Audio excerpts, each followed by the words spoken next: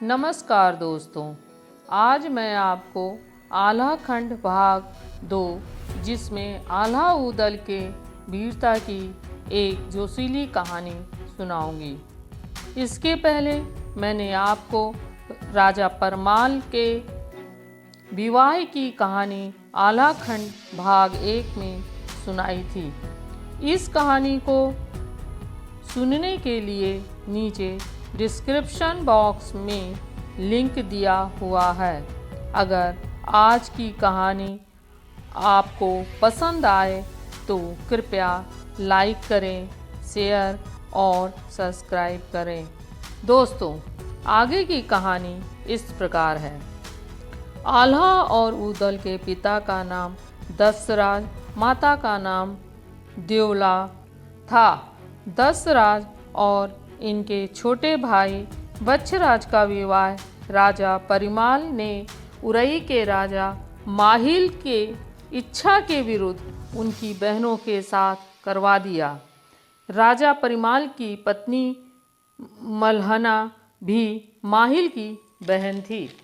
इस कारण राजा माहिल राजा परिमाल और दक्षराज बच्छराज से नाराज हो गया। एक बार राजा माहिल ने मोहबे की संपन्नता के बारे में माड़व के राजा जम्मे के पुत्र करिंगा राय को बताया और चढ़ाई करने के लिए उकसाया। जम्बे राजा है माड़व का, जाको पुत्र करिंगा राय। राजकुमार करिंगा राय ने मोहबा पर आक्रमण किया और दशराज और बच्छराज का सिर काट लिया तथा महोबा से 9 लखा हार, लाखा पातुर, बिजली खांडा, पंच सावध हाथी लूट कर ले गया।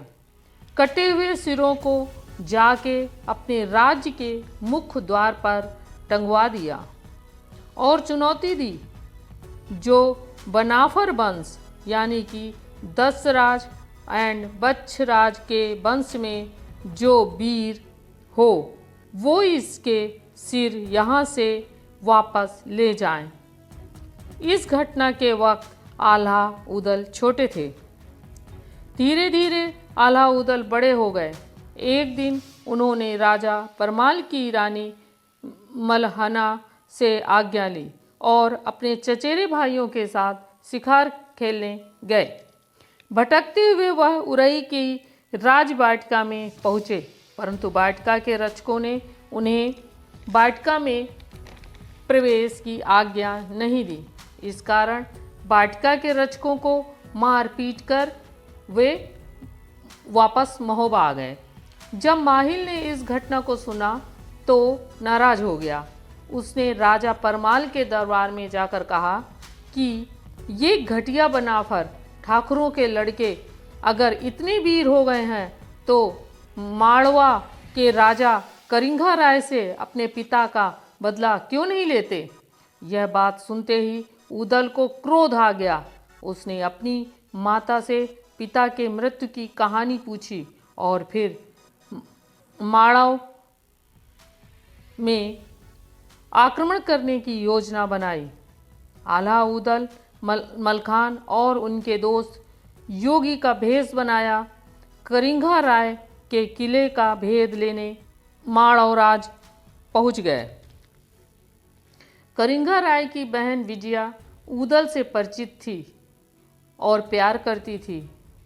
माड़व में योगी बने उदल को विजया ने मोहबे से लाया 9 लखा हार उनका खेल देख प्रसन्न होने के बहाने इनाम में दे दिया। अब लाखा विजया दोनों ने उदल को किले का सारा भेद, गुप्त रास्तों की जानकारी भी दे दी। युद्ध के पहले ही आल्हा उदल ने करिंगा राय की सारी कमजोरियां समझ ली और वे महोबा लौट आए। महोबा लौटकर सेना तैयार की तथा अपनी माता देवला को साथ लेकर माड़व पर हमला कर दिया। आल्हा उदल युद्ध करते समय इन बातों का विशेष पालन करते थे। बड़े लड़ैया महुबे वारे, जिनसे हार गयो करतार। पहली गारी पे ना बोले, ना दूजी पे करे बिगार। तीसरी गारी के सुनते खन, उनकी चमक उठे तलवार। तीजी गारी पे ना छोड़े, मुंह में ठूस दे तलवार। बालक बूढ़े खो ना मारे, न तिरिया पे डारे हाथ। हा खाते खो ना मारे, ना निर्बल पे हाथ चलाए। पहली चोट न छत्री करते, ना भागे के परे पिछार। उही छत्री से कबहू न बोले, जेने त्याग दिए हथियार।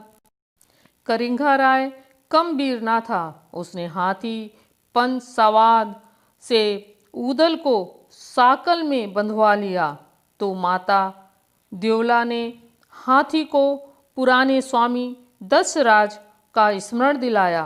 हाथी अब समझ गया और सूंड के द्वारा करिंगा राय को पीठ से उतार दिया और आल्हा को अपनी पीठ पर चढ़ा लिया। हाथी ने ऊदल की साकल तोड़ दी और मुक्त कर दिया। ऊदल ने अपने बिंदुलिया घोड़े पर सवार होकर करिंगा राय को चुनौती दे दी। घमासान युद्ध हुआ।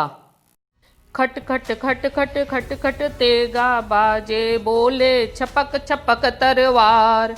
एक को मारे दुई मर जाए, तीजो खोप खात मर जाए। बच्छराज का बेटा मलखान ने मौके में पहुंचकर करिंगा राय का सिर तलवार से काट दिया। ऊदल ने कटा सिर रूपन बारी के द्वारा राजा परमाल के पास महोबा भेज दिया। चंदेल वंश में खुशियां का माहौल हो गया। इस तरह आल्हा ऊदल की यह पहली महत्वपूर्ण विजय थी। धन्यवाद।